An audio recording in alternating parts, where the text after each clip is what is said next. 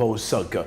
Let's get to the weather forecast. Look at some of the weather updates on a daily. What we do expect from there. Now, today our weather forecaster is Ziwa J, the same gentleman who took us through yesterday, and this time around giving us the weather forecast for Tuesday, 30th November 2021, and this one is for the morning hours till the afternoon as we're heading out of November. So let's check out the details of the weather. Because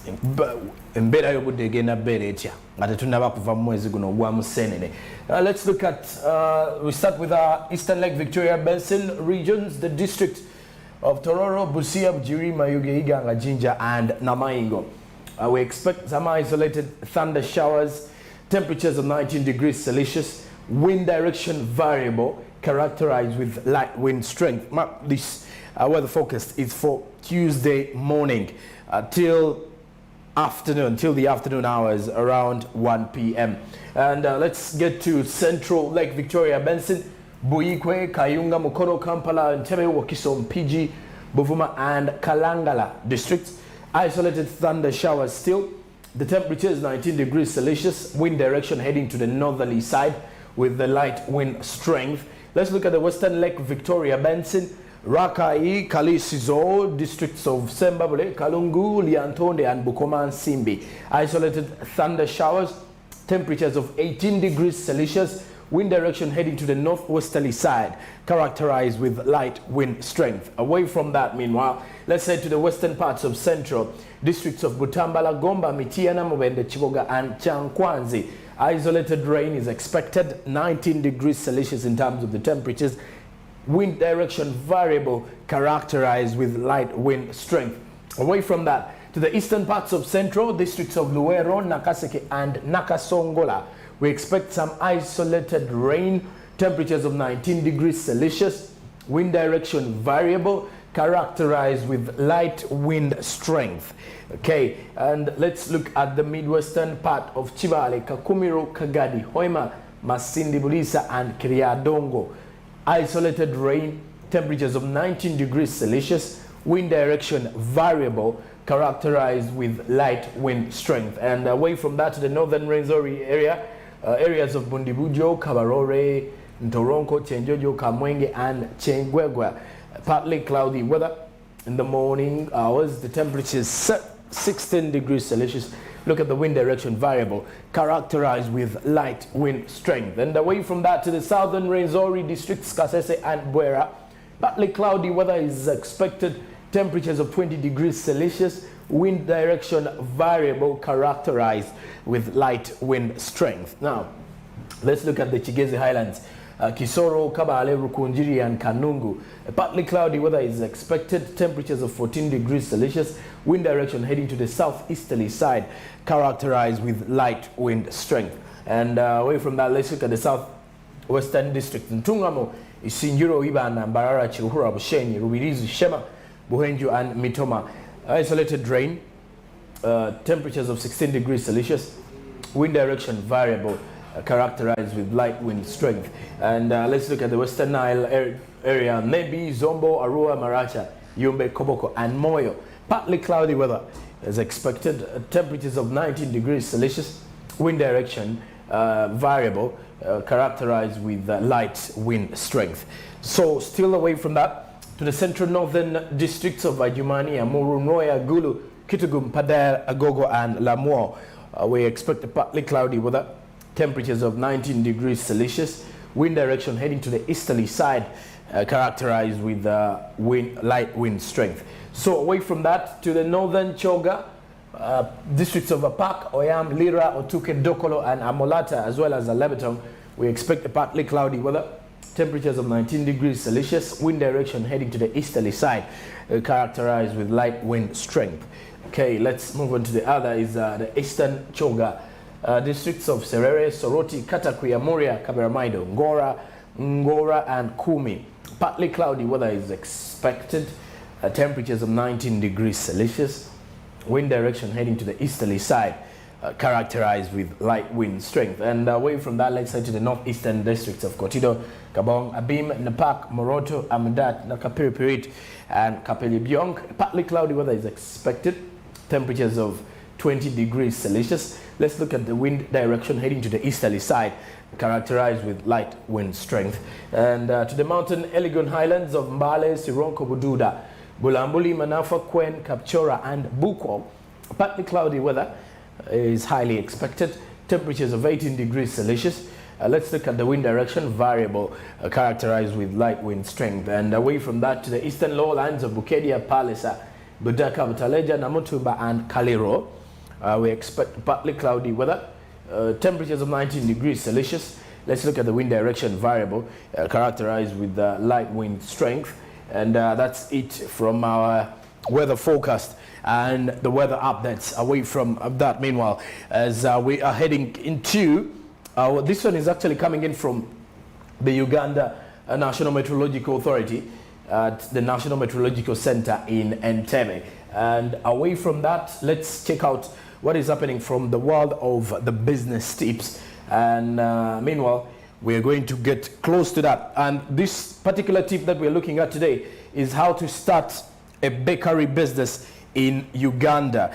These are definitely quick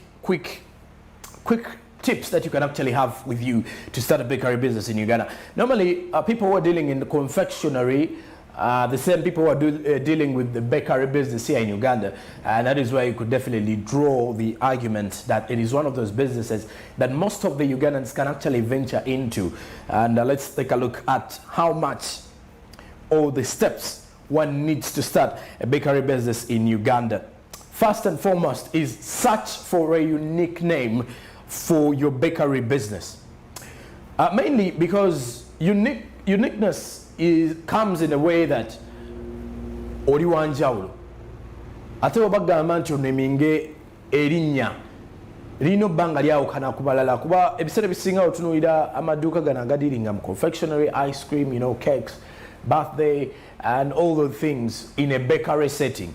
That is more of if you're to put it in a holistic approach, it is more of a confectionery business, but then it is attached to the bakery in that way or the other. Search for a unique name. I've seen along Entebbe Road, there are lots of bakery businesses, but most of them have something like bread around them. You'll find that some people calling theirs bread talk, bread this, bread home, bread what. So everyone is actually trying to emulate the name, but still lagging on the bread part of it. So try to be unique in a little bit, and it is going to be bringing in customers, because these customers are going to identify you by your uniqueness. They're going to identify you by the uniqueness of your brand. It is what your brand is what is going to sell you out there. It is what is going to make you quite different or differ from other people in one way or the other. Now, second tip is register the business and get a certificate of incorporation. And this comes in from the Uganda Registration Service Bureau, as well as getting it from the town councils in different areas, because baba bajja kubuuza manyi council ennaku zino ziyita naddala ng'oli w'okolera ati zafuka council tugambe ekitundu mw'okolera it is a town council, you need to get accreditation or certification from the town council, obeere ne certificate eraga nti you are supposed to be working in that area. So that is also another important aspect in life before you actually get to that business, because when you're going to start up this business, you certifying your business, it is to help you in the long run, because sometime back it may backfire when you have not got the time to actually go into it. Then tip 3 is getting a taxpayer identification number. And most probably these days people are getting the TIN number, if I'm to put it, because the taxpayer identification number is the TIN number. It is the word TIN as it is abbreviated. TIN, taxpayer's identification number. Because now URA is actually calling on people to utilize the EFRIS, electronic physical receipting and invoicing system. So it is supposed to be part of you or part of your business plan. Before you actually venture into a bakery business, you need to make sure you get this going, because by the time you know, when your business is actually growing and you had already started up with these things in the lawful manner, it does not affect you in the long run, because you may face challenges when you are or when the law comes in and your business is growing but it was operating illegally. So for you to actually legalize it, you need to follow the rightful terms. One is making sure you get a business and get a certificate of incorporation. When you're getting the business, you register it. Then 3 is to make sure that you get a taxpayer's identification number. And then there's also acquiring a trading license. A trading license, this one helps you to actually trade, and even when you want to trade or export out of the country, it is actually better, or it's smooth. It's actually bringing out the smooth or effective running of your business at the end of it all, because you would want to actually acquire one which will help you trade your services or trade your business from one angle to another angle, from this place to the other place. So this is where you need to understand that acquiring a trading license is very vital and quite important. And then the other tip is rent a space or building where you will start the business and be able. Meanwhile, first of all, we're looking at steps to start a bakery business. Now, these things of acquiring the trading license as well as registering the business all fall under acquire the necessary business permit and licenses for your business. That is tip number 1, which is very important. Now, the tip number 2 on setting up a bakery business is rent a space or building where you will start the business and be able to run it. Look for an affordable space. And normally, our target market depicts the place of work where we are going to set up our business. If you're targeting, let's say, the family people, you need to put it in a busy center or in a residential area where you know that as people are coming back from work, they will have to pass from your pass at your bakery, pick some bread, pick some cookies for breakfast, and pick other edibles that they can actually use at home, that they can actually consume at home at the end of it all. And it is also very important for you to look for an affordable workspace, because choosing an affordable workspace means that the money that you're going to be making can actually help you pay for your rent. It is not good to actually look for a more expensive area, yet you've not yet even realized how much profit you're going to earn from your business. Because at the end of the day, you may not be making the profits anyway, but then you have to clear off the rent areas. Because if you don't do so, then you're going to lose the space where you're working from. So it is also important for you to actually start a business and be able to run it in a more affordable workspace, or when you're working in a building or where you're renting from should be affordable for you, and it should not affect the running of your activities, or it should not affect the profitability of your business or the sales turnover of your business. The other tip is acquire all the necessary licenses from the Ministry of Health and Fire Department. This assures the safety of your employees and yours and the consumer's safety, especially businesses that deal with food.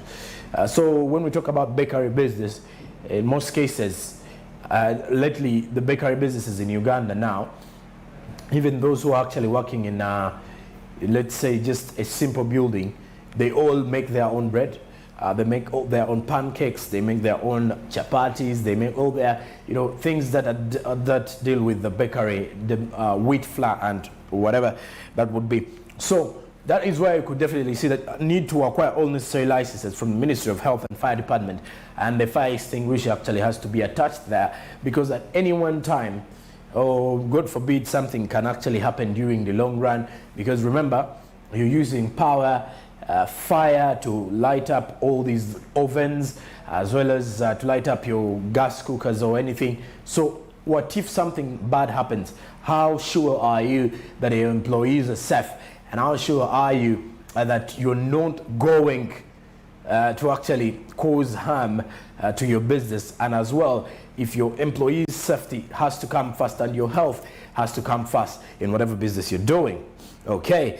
And let's also now go to the usual plans. Now let's go to the usual tips as well, because after getting to know this at the back of your mind, which other tip do you need to get? Have a business plan that you'll follow to the latter. It will help you manage your finances and not overspend. Just like any other business, a business plan is very important. when you're going to start up a bakery business. Why? Because it helps you develop the vision and the goal that you want for your business. It helps you understand how the business is, what you need out of the business, what you're not supposed to do, the do's and the don'ts of your business. It helps you understand all those narratives before you actually venture into any business. Now, the other tip, advertise your business using posters and even on social media. So if at all you want to target a huge market, social media is the platform for you. Social media is more cheaper in most cases in terms of advertising. Or I would say maybe talking about your business is cheaper than social media, but then social media comes in second there. And you need to use the platform. Advertise your business. By advertising your business, talk about your business, speak about your business, speak about your bakery. If it's to overrate, make sure you overrate it. Tell them you have the best quality cakes in the country. Tell them if someone takes my cake today, they would not want to test any other cake. So that is the spicing up of your persuasive language in terms of making sure you're advertising your brand to entice someone out there to come and support your business. The other is study the strengths and weaknesses of other bakery businesses and get to know how they work with these strengths and weaknesses. Because you need to do a market survey every time you're going to a certain business. Understand how are they doing their things. If at all this happens, how do they survive? How do they walk away from it?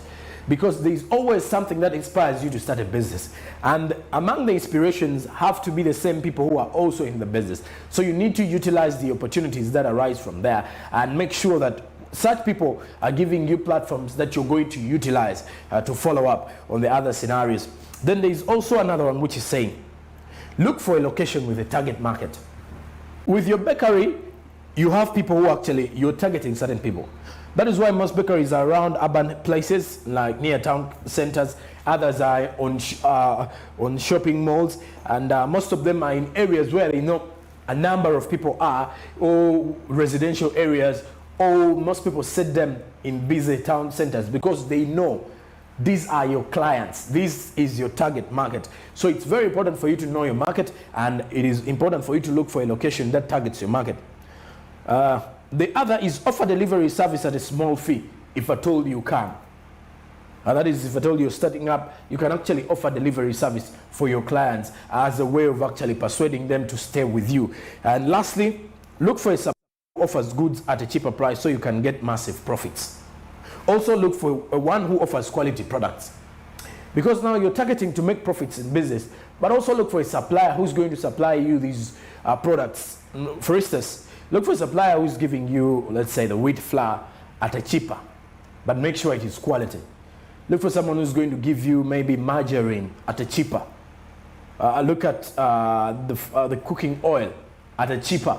You need to look for all those ingredients. People who supply you these ingredients, they need to be supplying you at a cheaper for you to actually get some profits out of it. But make sure they are quality products because it is a bakery business, and the quality of the products you use determines the outcome of the cake, the bread, the cookies, or anything that you're making at your bakery. So those are some of the tips that you need to know when you're setting up a bakery business in Uganda. Very quick business tips, and you can definitely use them. After the break, coming up is business in entertainment in business rather, by Andrew Barija, and he's going to take you through. Later on, I will do return with sports business. This is Smart Men's Business.